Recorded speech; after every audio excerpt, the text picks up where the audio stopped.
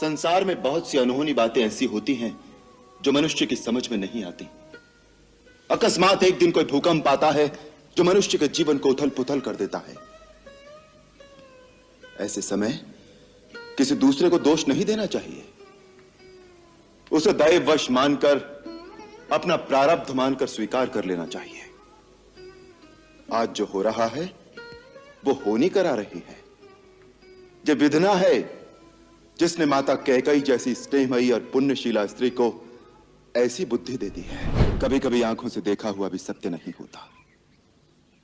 राजपद का प्रमाद साधारण मानव को हो सकता है, इंद्र जैसे देवता को भी हो सकता है, परंतु भरत का स्थान देवताओं से भी ऊंचा है।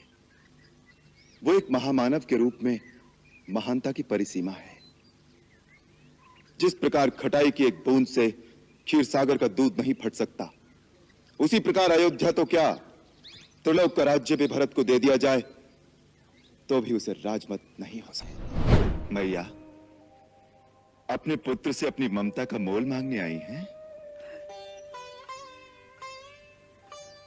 माता, यदि आपकी ममता का यही मोल है कि मैं जिसे धर्म मानता हूं उसका त्याग कर दूं, आप जिस रघुकुल की शोभा हैं उसकी कीर्ति में पिता का वचन भंग करके कलंक लगा दूं, तो कहिए, मुझे आपके चरणों की सौगंध है, मैं इसी समय अयोध्या लौट जाऊंगा।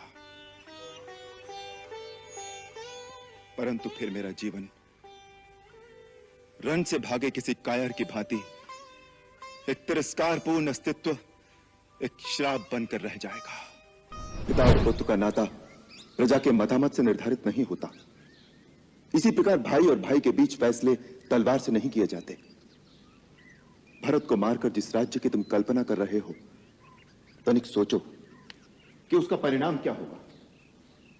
यदि अपने भाई ही ना रहें तो राज्य के सुख भोग में क्या आनंद मिलेगा।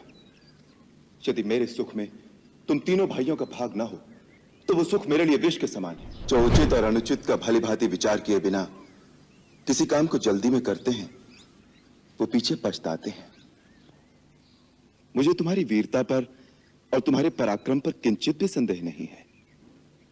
तुम क्रोध के आवेश में भरत को अवश्य मार सकते हो, परंतु जब तुम्हें पता लगेगा कि भरत पर तुम्हारा संदेह मिथ्या था, तो क्या फिर उसे जीवित भी कर सकोगे?